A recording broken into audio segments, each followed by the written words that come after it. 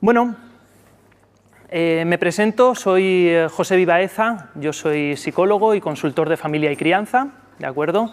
¿Qué es eso de consultor de familia y crianza? Pues una persona a la que se va a consultarle cosas de familia y crianza, ¿de acuerdo? Trabajo de forma autónoma en el Centro Baeza de Formación y Desarrollo Personal.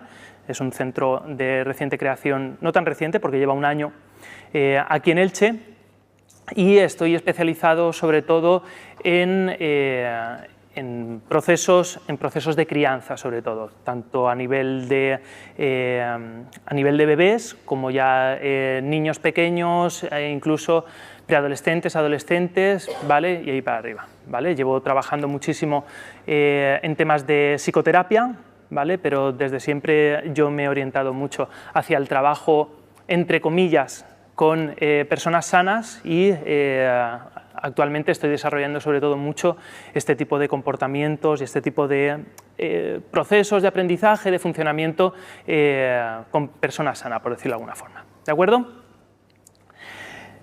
Pues eso, soy José Vivaeza, bienvenidos al taller sobre manejo de trastorno de la conducta en la infancia. Y lo primero de todo pues es un poco pedir perdón, ¿vale? Por el clickbaiting. ¿Vale? El clickbaiting es una estrategia que se utiliza en Internet un poco de gancho, ¿vale? Porque en realidad no vamos a trabajar del todo el trastorno de la conducta, sino simplemente situaciones normales que nos desbordan y pensamos que son, caen dentro del ámbito del trastorno de la conducta, ¿de acuerdo? Primero, sobre todo, habría que definir qué es eso del trastorno de la conducta, pero antes de eso me gustaría que accedierais a una página web, ¿vale? Si tenéis todos vuestro teléfono móvil a mano, acceder a la página sli.do, así sin más, entráis en vuestro navegador, ponéis sli.do y cuando entréis os pedirán un código que es K513. Es el identificador de este evento, ¿vale? O mira, demasiada técnica para la poquita gente que somos. Un poquito a mano alzada. Vamos un poco a presentarnos y a decir qué tipo de problemática nos encontramos con familias y con niños normalmente en consulta. No las más llamativas, sino las más frecuentes. Estoy hablando de frecuencia de consulta. Por aquí, ¿a qué te dedicas tú? Yo trabajo en un centro, soy psicóloga, soy Mariluz, y trabajo en un centro de acogida de mujer, con núcleos familiares monoparentales, y luego pues, paso consulta en una clínica privada también y trabajo con familia o pareja. Ok. ¿Cuáles son las consultas más frecuentes relacionadas con niños? Pues normalmente, yo creo que sí, lo más asiduo es el tema de, a lo mejor la no adaptación al cambio del ciclo vital, por ejemplo en el tema de la adolescencia. Ok. Y principalmente también todos los manejos, claro, en el centro de acogida son mujeres con pocos modelos educacionales, con lo cual el tema de manejar autoridad, normas, límites, con lo cual son niños con mucha... sin normas, muy abiertos a cualquier cosa, entre rabietas, falta de autoridad, contestaciones, conductas disruptivas en los colegios. Conductas disruptivas, ¿qué es conducta disruptiva? Pues la falta de autoridad, no solo en el ámbito familiar, sino también en el colegio, principalmente agresividad, porque en mi caso, por ejemplo, son familias que vienen la mayoría muchas de maltrato, con lo cual tienen un poco toda esa frustración y esa rabia que la sacan con agresividad. Ok. ¿Con qué edades? Pues ahora mismo desde los 3 años hasta los 13, 14. ¿Estamos teniendo niños con 3 años con falta de respeto a la autoridad? Algunos sí. Algunos sí. No es lo habitual. No es lo habitual, pero algunos sí. Este caso es una familia concreta que ha venido, pero que viene con una salvajada. Entonces los dos niños están muy... Que parece que es como una suerte que sigan todos vivos, ¿no? Vale, ok. ¿Alguien más se quiere animar a contar un poco su experiencia clínica de qué tipo de problemas nos encontramos relacionados con niños e infancia? Hablando siempre en frecuencia, no en gravedad. ¿Alguien más trabaja con niños?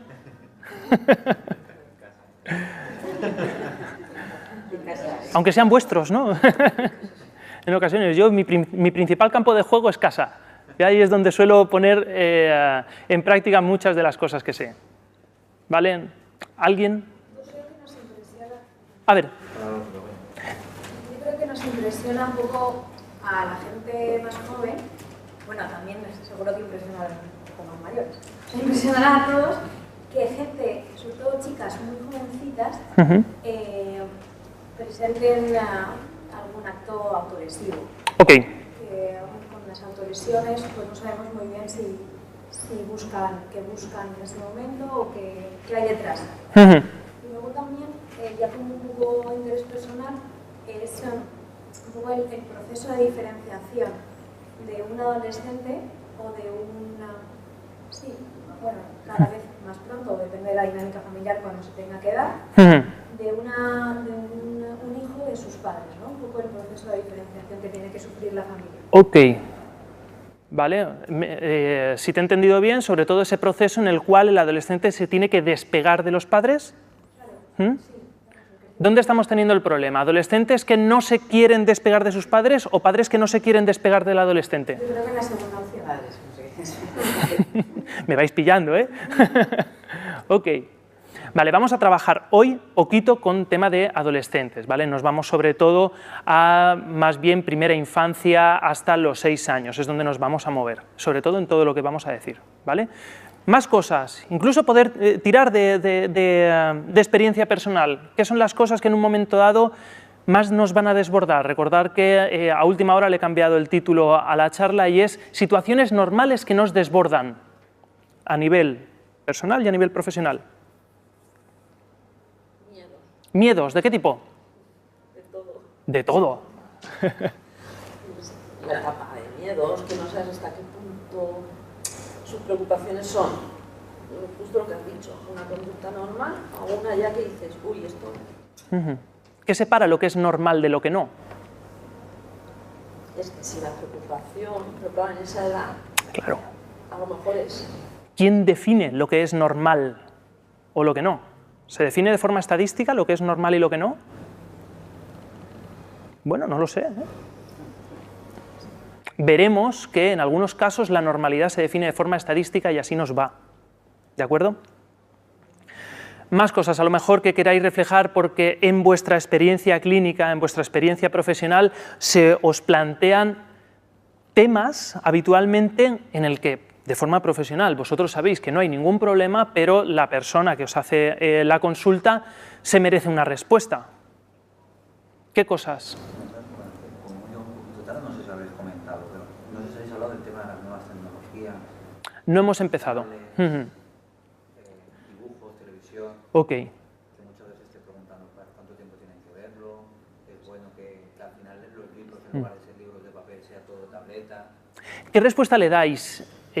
¿O qué respuesta se os ocurre? Porque muchas veces no contamos con estudios así amplios. ¿Qué consideráis razonable en tiempo de pantallas al día para un niño normal de 4 o 6 años? 15. ¿15 qué? ¿Horas? Minutos. 15 minutos al día. Eso sería... Al día a lo mejor 2 veces 15 minutos. No todos los días. ¿Sabéis que cuando yo digo que como máximo 2 horas al día, hay familias que me dicen 2 horas solo?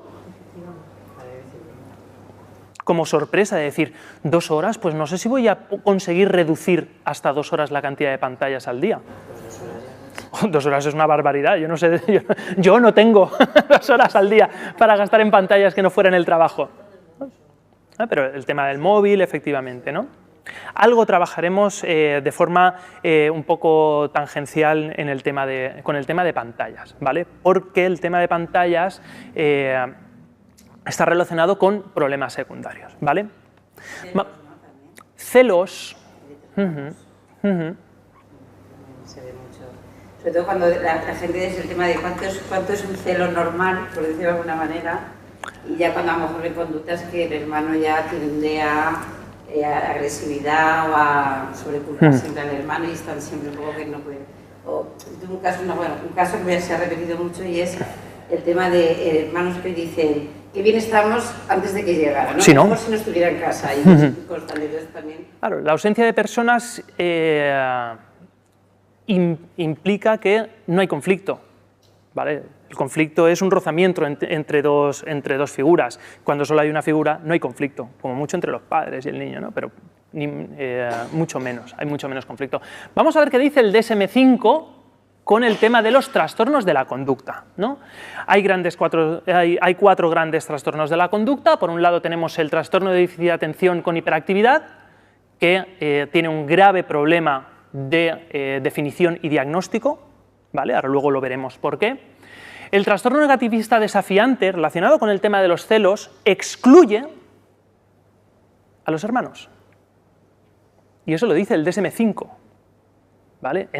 Cuando tenemos un conflicto explosivo, irracional, se tiene que dar con personas que no sea el hermano. ¿Por qué? Porque se entiende que el conflicto entre hermanos es natural, es inevitable.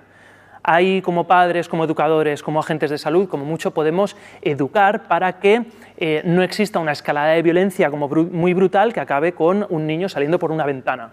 ¿Vale? Pero el conflicto entre hermanos, yo preparé un taller sobre conflictos entre hermanos y estuve documentándome en literatura ya no solamente científica, sino literatura universal, y bueno, desde Caín y Abel, que al final uno acaba matando al otro, ¿vale? Y ese libro tiene más de 2000 años escrito, la historia de Caín y Abel tiene más de 2000 años, está plagada de ejemplos de hermanos que se quieren un montón y se llevan a matar. Nuestra labor como educadores, en ese sentido, o como educadores o agentes de salud, cuando nos hacen esa consulta, normalmente es que el conflicto es inevitable. Nosotros no es bueno que resolvamos los problemas de conflicto, tenemos que dejar que resuelvan ellos, como mucho tenemos que evitar que haya una escalada de violencia brutal, ¿vale? Mantener siempre el conflicto, que la sangre no llegue al río, vaya, pero es que el conflicto va a haberlo, ¿de acuerdo? Es una relación súper ambivalente la de los hermanos, se quieren un montón, son las personas que mejor se conocen en este mundo, ¿vale? Lo que pasa es que se cascan. El trastorno de trastornos de la conducta, ¿vale? El clásico trastorno de conducta, cuando tenemos esta persona que no se adecúa a las normas sociales. ¿Qué es lo que estamos teniendo? Una personalidad psicopática incapaz de hacer contacto con las consecuencias, o es que simplemente no ha adquirido unas normas y entonces tenemos ahí un trastorno de conducta, ¿vale? Hay un problema en ver la causa con ese tipo de trastorno. Y luego, una vez puesta la etiqueta, ¿qué hacemos con ese chiquillo? ¿Vale? No hay pastillas que te hagan entender las normas de la sociedad, ¿vale? Y luego, por ejemplo, en el trastorno explosivo intermitente, o el clásico control de impulsos, solo para mayores de 6 años y entre 6 y 18 no se deben a un trastorno adaptativo, o sea que no hay una causa detrás, ¿vale? No tienen que ser premeditados ni instrumentales, sino simplemente a un niño que de vez en cuando se le va la pinza. Y luego, cuidado con el diferencial, a ver si estamos ante una depresión infantil que se está exteriorizando con ese aumento de irritabilidad, ¿vale? Vale, entonces, ¿de qué vamos a hablar en el taller de hoy? ¿De acuerdo? Vamos a hablar un poco de qué es y qué no es el TDAH, problemas de diagnóstico que se están encontrando, de sobrediagnóstico, qué es lo que puede estar pasando para que lo vamos a ver la cifra, entre 2008 y 2012, al menos en Estados Unidos, ha aumentado un 50% la cantidad de diagnósticos en solo 4 años, ¿vale? No puede ser que cuando yo iba a Salesianos y tenía 11 años, en una clase de 40 hubiera un chaval con problemas de comportamiento y ahora en una clase de 35 hay 15. Seguro que hay un término medio, ¿vale? Veremos qué es lo que puede estar pasando. También hablaremos de ese proceso que tanto angustia a las familias, que es el tema de enseñar a dormir. ¿Qué es normal, qué no es normal, cómo enseñar a dormir a los niños, ¿vale? Y por último, el tema de la gestión de rabietas, que también crea mucho sufrimiento en las familias, ¿de acuerdo? Ahora yo os dejo 3 minutos para, si queréis, os vayáis al taller de control del suicidio, que es posiblemente más honesto con el título, ¿de acuerdo? Vale, ¿qué es y qué no es el trastorno de déficit de atención con hiperactividad? Sobre todo no en cuanto a la definición, sino tengo un chiquillo, esta chiquilla tiene un trastorno de déficit de atención con hiperactividad o no. Bueno, lo que os he dicho, el porcentaje de niños entre 2 a 5 años en Estados Unidos en 4 años ha subido un 50%, los diagnósticos, ¿vale? Y el problema está en que, ¿habéis trabajado alguna vez en área de pediatría? ¿No? ¿Qué tal describen los síntomas? ¿Qué tal describe los síntomas un niño de 4 años? Es fácil saber lo que le pasa a través de la descripción de síntomas, ya sea un constipado, una diarrea. La descripción de síntomas, ¿quién la hace? El profesorado, los padres, ¿vale?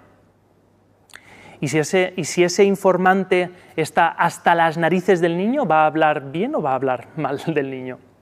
Ese es un problema bastante grave de diagnóstico, ¿vale? Nos tenemos que fiar de la calidad de juez de una persona que a lo mejor está mediada emocionalmente. Entonces, cuidado. Además, los criterios son subjetivos, ¿vale? Hay veces que cuando se habla de que son inmaduros para su nivel escolar, es porque no se adecúan a lo que se espera de ellos. Pero ¿quién define lo que se espera de ellos? ¿De acuerdo? Hola. Fijaros hasta este punto de que estamos exigiendo un desarrollo madurativo a niños, ¿vale? De que estén sentaditos en un aula, que hagan los deberes, que se estén quietos, ¿vale? Cuando transculturalmente se han hecho estudios en los cuales no se espera demasiada adhesión a las normas de niños de menos de 7 años. De hecho, transculturalmente, en sociología, se habla un poco de lo que se llama la transición 5 a 7, porque niños muy movidos, de repente, con 7 años, se calman y son capaces de jugar a la oca y el parchís, ¿vale? Cuando hasta ahora, como mucho, querían coger las fichas para tirárselas a su compañero. ¿De acuerdo? Se me había ocurrido algo a apuntar y se me olvidó. ¿Vale? Existe pues un problema de diagnóstico, porque es subjetivo, porque no sabemos muy bien lo que es normal, ¿de acuerdo? Fijaros, efectos estadísticos, ¿vale? Si los niños de 2 a 5 años diagnosticados tuvieran un problema de TDAH real, es decir, hay algo en su biología, en su cerebro, que les hace estar mal, a todos los niños de un curso debería de ser la probabilidad de ser diagnosticado debería ser la misma, porque el problema está en el niño y no en su edad. Y resulta que los niños más jóvenes de un mismo curso tienen hasta un 60% más de probabilidades de ser diagnosticados. ¿Vale? ¿Qué es lo que está pasando aquí? ¿Qué puede estar pasando? Hipótesis.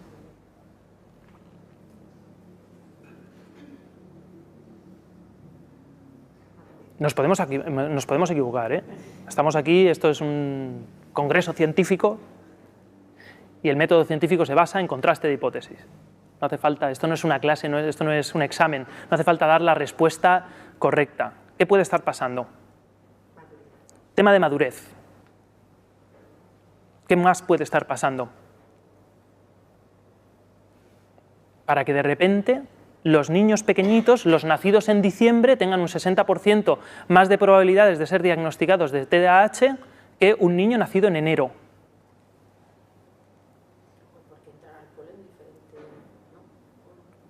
Los nacidos en un mismo año entran todos al cole, hayas nacido en diciembre, hayas nacido en enero. No tienen la misma condición para asimilar conceptos, digo yo. Y a lo mejor se le espera que tenga lo mismo que el que lleva un año. Fijaros, entre 2 y 5 años, ¿vale? Si la estadística habla de entre 2 y 5 años, significa que hay niños de 2 años y medio y 3 años y medio que están siendo diagnosticados de TDAH. Me gustaría que me presentarais a un niño vivo y no decorticado que no caiga dentro de los criterios diagnósticos de TDAH.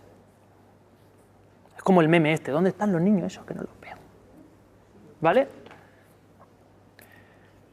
Por ejemplo, en Estados Unidos no entran a la escuela el baremo, el criterio de corte no es enero-diciembre, sino agosto-septiembre, ¿vale? O sea, los niños nacidos antes de agosto o después de agosto, ¿vale? A mitad de año, ¿vale? Porque se entiende que al menos todos los que tengan los 3 años después de agosto entrarán al colegio con 3 años. Aquí estamos teniendo niños con 2 años y medio en infantil. Y estamos teniendo un nivel de escolarización, el infantil no es obligatorio en el sistema escolar español, ¿vale? Y sin embargo tenemos un 90%, al menos en Elche, creo que es un 90% de niños escolarizados menores de 6 años, ¿vale? Eso quiere decir que para no ser obligatorio están todos dentro, ¿vale?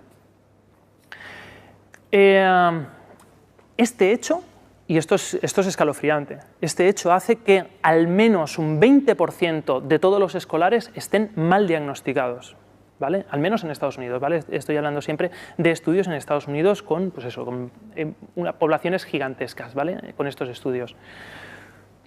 ¿Cómo te deshaces de una etiqueta de TDAH? ¿El TDAH es para toda la vida? En principio sí, ¿no? ¿Cómo te quitas? ¿Cuándo se te da el alta de TDAH? O a partir de ahí vamos a explicar siempre cualquier conducta porque es que este niño es hiperactivo. ¿Vale? Es peligrosa. Problemas con el diagnóstico, ¿vale? Cosas que ocurren. Un niño ha de presentar síntomas durante al menos 6 meses y ha de interferir en la capacidad de funcionar en al menos 2 áreas, ¿vale? Escuela, casa, parque, o sea, área de juego, y otra interacción social, con amiguitos, con los abuelos o lo que sea. Y lo que se está viendo es que los niños más jóvenes, estos últimos de diciembre, solamente tienen problemas en la escuela. Por lo tanto, están fuera del diagnóstico y aún así se les sigue diagnosticando.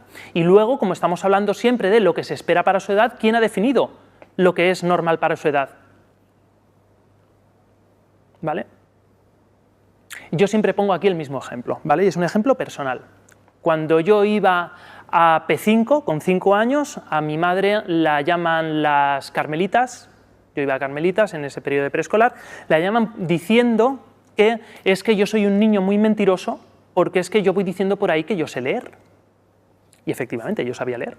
Yo aprendí a leer con los cómics de Mortadelo y Filemón y de Zipizape de mi tío, que mi tío vivía con nosotros, y los tenía por ahí, y yo aprendí a leer, yo con 4 años y medio yo sabía leer, ¿vale? De hecho, tal es así que yo leo en el acto de graduación del paso de preescolar al colegio, a la EGB, ¿vale? Yo leo unas líneas, como eran jesuitinas o carmelitas y tal, y era un rollo de acto, caía en mayo y no sé qué, con flores a María y no sé qué, y yo en ese acto yo leo, ¿vale? O sea, que no era una opinión, era un hecho. Yo en ese momento, 5 años, yo sabía leer, ¿vale? Ahora mismo, si en algunos colegios, si con 4 años no estás sabiendo ya al menos escribir tu nombre, te pueden llamar y decir, es que a lo mejor su niño tiene algún problema. Estadísticamente, la curva estadística, la campana de Gauss, la curva normal, ha desaparecido. Solamente tenemos o niños o dotados o con algún problema de desarrollo, ¿vale? Mi niño es súper listo o este niño tendría que pasar por el psicopedagogo porque tiene algún tipo de problema, ¿vale? Cuidado. ¿Vale? ¿Qué es lo que está pasando? Pues efectivamente se ha redefinido el comportamiento normal, el comportamiento esperable, ¿vale? ¿Qué es lo que se puede hacer? Pues se pueden hacer 2 cosas, o retrasamos la escolarización de los niños que no estén preparados, mi niño es de los últimos meses, voy a esperarme 1 año a meterlo al colegio, ¿vale? Eso, por ejemplo, en Suecia se da la oportunidad y está dando unos resultados fabulosos, ¿vale?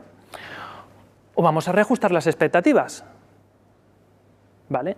El niño que con 5 años sabe leer es la excepción a la regla, no la norma. Leí hace tiempo que el sistema escolar español tiene un problema que es lo diferencia de sistemas europeos, ¿vale?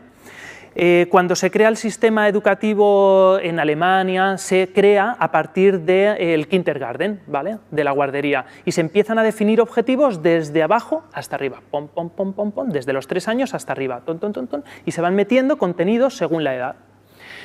Cuando en España, que no era obligatorio el kindergarten, ¿vale? E infantil no era obligatorio, tú podías empezar directamente con 6 años en el cole, en primero de primaria, primero de infantil actualmente, ¿vale? Y todos los contenidos estaban desde 6 años hasta arriba, todos los contenidos escolares. De hecho, leer y escribir es un objetivo de primer ciclo, de segundo, ¿vale? Lo normal es que un niño en Pascua de segundo, que aún quedan 3 meses, pueda aún tener 3 meses para aprender a leer y escribir. No le hace falta saber leer y escribir en Pascua de segundo, porque le quedan 3 meses.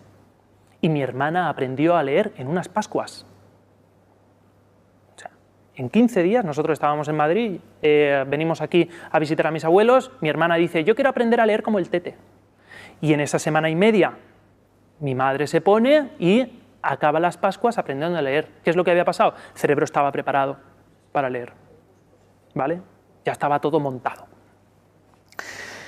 ¿Qué es lo que pasa?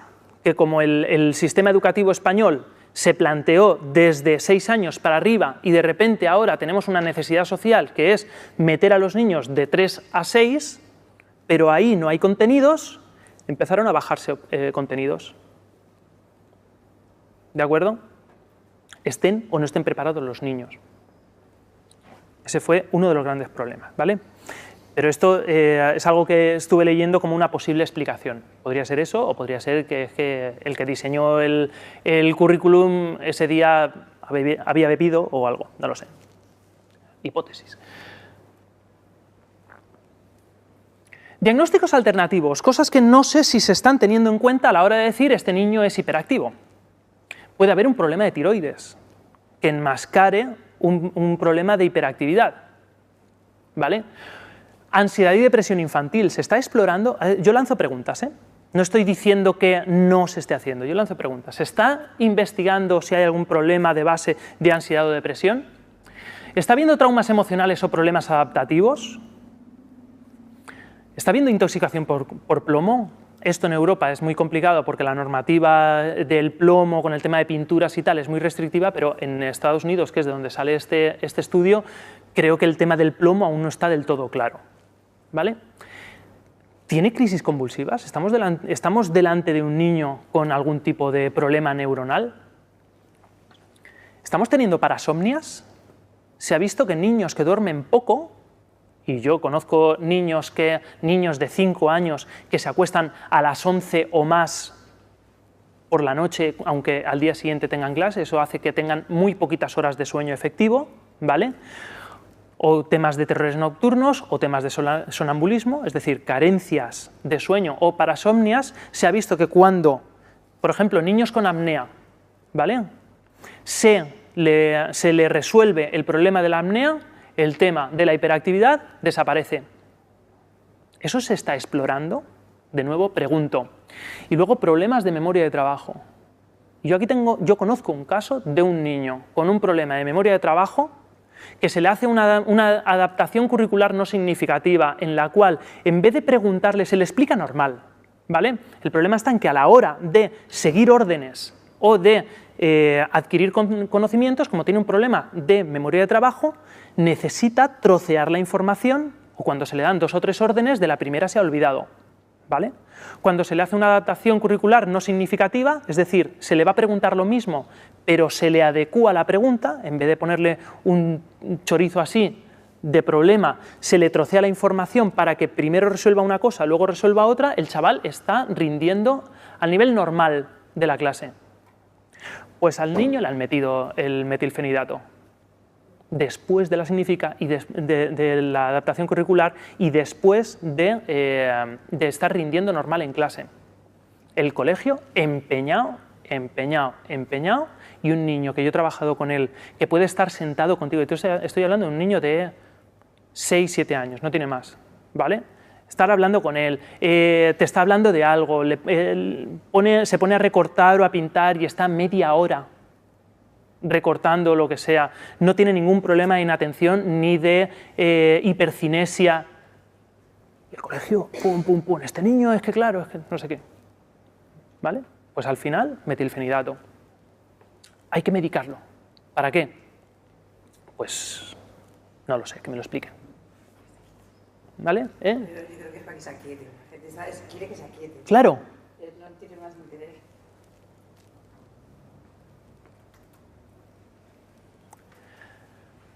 Hay niños que cuando se le hace un estudio neurológico, de verdad se encuentran marcadores biológicos del TDAH, pero eso no debería de ser... a mí me enseñaron en psicopatología, ¿vale?, que no recuerdo cómo se llama, no hay ninguna enfermedad mental, ningún tipo de trastorno que simplemente con un síntoma ya pueda decir que es este, ¿vale? No sé, eran psiconómicos, no recuerdo cómo se llamaban los síntomas. Eso, tiene un nombre de ciudad austríaca. Vale, ya lo he encontrado, ya sé lo que tiene, ¿vale? Sobre todo en tema de salud mental hay que ver un poco más allá, ¿vale? Se ha visto, por ejemplo, que los niños, por eso os preguntaba lo de qué tal los niños cuando os dicen síntomas, ¿vale? Se ha visto que los niños entre 2 y 5 años son más susceptibles de ser tratados con psicofármacos, ¿vale?, con la medicación, a pesar de que el tratamiento de elección es la terapia cognitivo-comportamental o psicoterapia. ¿Habéis intentado hacer psicoterapia con un niño de 2 a 5 años? Es imposible. Tiene 2 a 5 años, quiere jugar, ¿vale? Es muy difícil, no se puede, ¿vale? Pues le meto, he encontrado un marcador, seguro que lo que le está pasando está así de inquieto, está enfadado, está rebelde, pues eso es porque tiene un trastorno de déficit de atención con hiperactividad, ¡pum! ¿Vale? Y luego habría que ver el tema de la relación entre costes y beneficios, ¿vale? ¿Darle la medicación me compensa? ¿Por qué hago esta pregunta? Porque efectivamente los efectos secundarios se los come el chaval, no el cuidador. Entonces a mí, maestro, maestra, educador o lo que sea, ya no me molesta, entonces el niño está bien. Ojo, cuidado. Ahí estamos teniendo un problema de definición de qué es estar bien, ¿vale? Que tú pienses que esté bien no significa que el chaval esté bien, ¿de acuerdo? Entonces, ¿qué? ¿El TDAH existe? ¿Qué pensáis? Que sí. ¿Quién me puede decir qué es el TDAH? Más allá de lo que dice DSM-5, más allá de una colección de síntomas.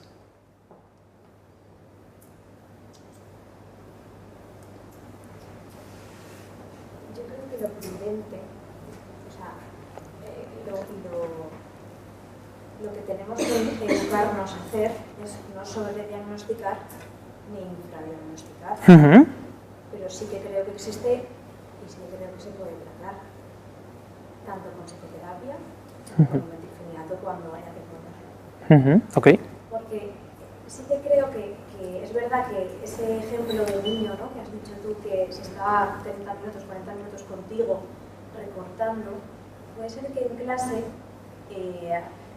vaya a ser poquito a poquito señalado, poquito a poquito castigado varias veces, y entonces va adquiriendo unos atributos, unas etiquetas en clase que le perjudican el año que viene y así arrastrará, ¿no? Es verdad que a lo mejor la mejor medida no es el metilfenidato, pero puede que a ese niño le ayude para que no le vaya mermando la autoestima, que esté más integrado. Por eso digo que en algunos casos puede ayudar muchísimo a esa persona, a esa personita, pero sí que tiene que ser bajo un buen criterio médico. Okay. Y incluso mucho mejor si participa en la psicoterapia a la vez. Okay. Entonces creo que vamos, el metilfenidato puede hacer que ayude. Yo cuando hago, por ejemplo, charlas con el tema de lactancia materna o leche de fórmula, yo siempre lo digo, la leche de fórmula salva vidas. Está ahí, es un recurso muy útil que salva vidas, ¿vale? Eso no significa que todo el 90% de las mujeres tengan, ¿cómo se llama?, agalactia, esto que no producen leche, ¿vale? Eso. Que no producen leche porque tienen un problema, ya sea endocrino, ya sea de glándula, ya sea lo que sea, que no producen leche, ¿vale? No, la leche de fórmula salva vidas, punto.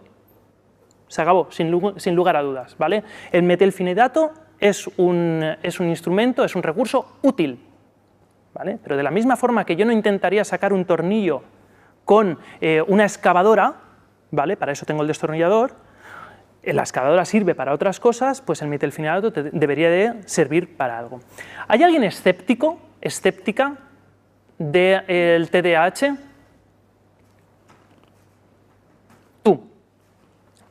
¿Qué piensas de lo del TDAH? Yo tengo la experiencia de lo que veo. Me da la sensación que el TDAH siempre han habido niños nerviosos. Ya está. Yo cuando era pequeña había una que le ataban a la silla y que ahora es una persona nerviosa pero normal y corriente. Nunca le vieron pues sí, es que... Eso es más normal de lo que nos pensamos, ¿eh? Que te ataran a la silla era más normal de lo que nos pensamos. Antes no tenía nada que ver, siempre te No, eso, que atarte a la silla era más normal de lo que nos pensamos. No, por eso me dio la silla, era la nerviosa, ahora es una persona normal y corriente, ya no es así. Una vez que fue creciendo, se fue tranquilizando la mujer, ya está. Vale. No se le dio ninguna pastilla, no se le... nada. Lo veíamos normal, que era la nerviosa. Y en la clase de los chicos estaría el nervioso. Que aparte de ser nervioso, tiene otra sintomatología, ¿no? Yo qué sé. No sé, yo Solo está creo... nervioso un niño, que no tengo casos de TDAH, ¿no? Pero, no sé. Por ejemplo, hace poquito nada, una madre me vino, mira, que le han dicho tal, pero, incluso la psicopedagoga me ha dicho que no, que solo es falta de atención. Pues no, quiero que me lo mire y lo acabará. Que hay casos que solo a lo mejor es nervioso y inquieto y habrán otros que, oye, vamos allá. No tengo experiencia, Y que sí pero que es es que verdad yo ahora que veo una exageración. Sí, ¿Sabes? sí, Lo pero- veo exagerado ahora. Sí, que, Se patologiza demasiado. pero que sí que habrá, sí que existirán casos, quiero decir, Sí. no tantos, pero sí que habrá algún caso. Sí, yo he dicho que no, pero yo no sé si era TDAH o lo que era aquello. Yo recuerdo una amiga mía, hace años adoptó un niño y ella era hiperactivo. Y entonces el niño no paró ni 5 minutos. Yo no había visto eso en mi vida. Claro. Ahí sí que hay que darle algo. Porque si no, bueno, pues te cortan las venas todo el mundo. Claro, ahí habría que ver si esa... Era un niño adoptado, quiero decirte, había ahí mucho que rascar. Habría que ver si esa conducta disruptiva, y se llama disruptiva porque yo tengo un funcionamiento normal que viene alguien a tocármelo, es una patología o no. Ese es el tema, ¿vale? Pues bueno, es un hecho que hay personas que se distraen, son más impulsivas, son más hiperactivas que otras, y esas personas tienen graves problemas de funcionamiento, unas más, otras menos, unas son más capaces de funcionar y otras menos, ¿vale? Y existen evidencias de diferencias químicas a nivel cerebral en esas personas que otras personas que no tienen estos problemas, ¿vale? Parece ser que sí que existen estos problemas, ¿vale? El problema está cuando nos pensamos que todo eso tiene una causa común y como todo tiene una causa común, hago un tratamiento común, ¿vale? Ahora mismo no estamos en ese punto, ¿vale? Casi se está viendo que ese TDAH es un gran cajón desastre donde caen muchos tipos de causas que se expresan de una forma parecida, ¿vale? Pero entonces, ¿estamos tratando las causas o estamos tratando los síntomas? Esa sería la siguiente pregunta, ¿vale? Yo como psicólogo, mi capacidad terapéutica es más bien limitada. Nosotros nos dedicamos a hablar sobre todo, a ayudar a pensar, a preguntar, ¿vale? Pero los que sois médicos, cuando tenéis que dar una medicación, ¿trabajáis las causas o trabajáis los síntomas? Si alguien viene con una infección, ¿vale? que le está haciendo muchísimo daño, ¿trabajamos el dolor solo o trabajamos la infección? ¿Alguien vio House? ¿Vale? Ese es el tema, que habría que ver si ese TDAH, que en un momento dado se está diagnosticado, está causado por una cosa o por otra, porque dependiendo una cosa u otra, haremos un tratamiento u otro. Y luego entramos en el problema de recursos médicos, sociales y tal, ese es otro debate que no nos toca a nosotros, ¿vale? Pero ese en un momento dado sería el tema, al menos con el tema del TDAH. Ese es un poco lo que yo pretendía con esta primera parte del taller, ¿vale? Un poco el decir, vale, ojo, cuidado con el TDAH, ¿existe o no existe? Si existe, ¿qué es lo que está pasando por debajo? ¿Vale? Es que estamos enfadándonos un montón con un niño de 2 años y medio que lo hemos metido al colegio, por ejemplo, ¿vale? Y sería, no es de TDAH, pero es algo parecido a lo que pasa con el TDAH. Es que quiero quitarle el pañal, voy a aprovechar este verano porque en septiembre empieza el colegio y voy a quitarle el pañal. Y tengo que quitarle el pañal, porque si no le quito el pañal, entonces tendré problemas con el colegio. En Candalís, que es donde van mis hijos, si su hijo se hace pis, usted sale del trabajo, viene y le cambia el pantalón. Con el gravísimo problema de conciliación laboral que eso puede acarrear, ¿vale? Pero el niño tiene que ser maduro. ¿Cómo que tiene que ser? O sea, ¿cómo hacemos que las neuronas crezcan más rápido? O sea, eso no se puede, ¿vale? Hay que llevar cuidado. ¿Cómo hago si no hay estructuras cerebrales? Es como intentar que un niño de 4 años tenga teoría de la mente. No tienen. No hay estructuras que sostengan eso, ¿vale? Es que él debería de entender, ¿vale? Ese es un poco el tema de hoy, ¿vale? Vamos a dar un pequeñito salto, ¿vale? Vamos al tema de enseñar a dormir. ¿Qué es eso de enseñar a dormir? Bueno, antes de esto, ¿alguien tiene algún tipo de duda que quisiera comentar? Por aquí tú tenías algo, pero yo creo que te he saltado. No, nada, voy a dar un poco mi opinión sobre el TDAH. Dala, si quieres. Yo pienso que sí que existe el TDAH, pero pienso que hay muchos factores que dificultan el diagnóstico, porque no se tienen en cuenta, por ejemplo, no sé si lo has comentado, que para que el diagnóstico sea veraz, tiene que aparecer varios síntomas en diferentes áreas de la vida. Al menos 2. En casa, y a veces tengo la duda de si realmente es un problema que ocurre solamente en el aula o en el entorno escolar, ¿no?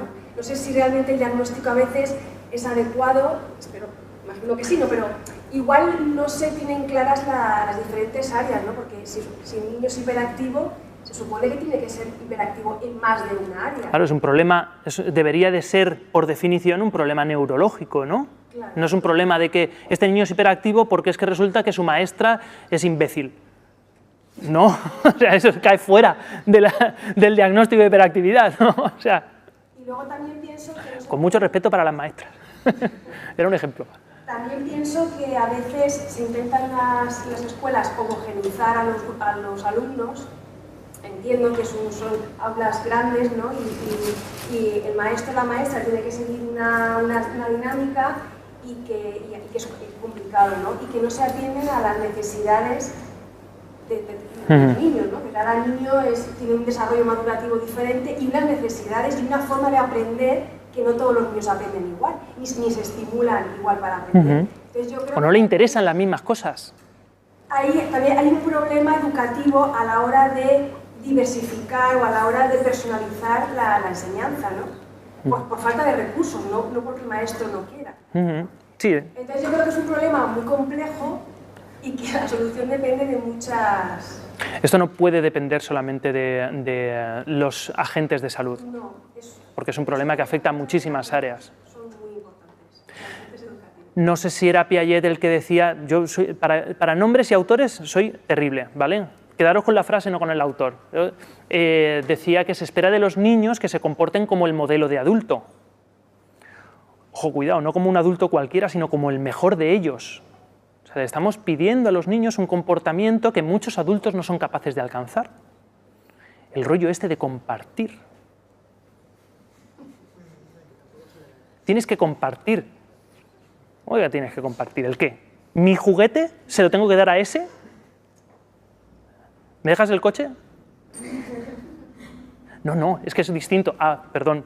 Claro, es que pensaba que jugábamos en la misma liga de las personas y no, es que resulta que hay dos ligas. Están las personas y luego las personas, que te lo digo porque, bueno, porque si no estoy cayendo en un delito, es anticonstitucional y tal, ¿no? Pero personas y niños, ¿vale? Se están pidiendo cosas en un momento dado un poco absurdas, ¿no?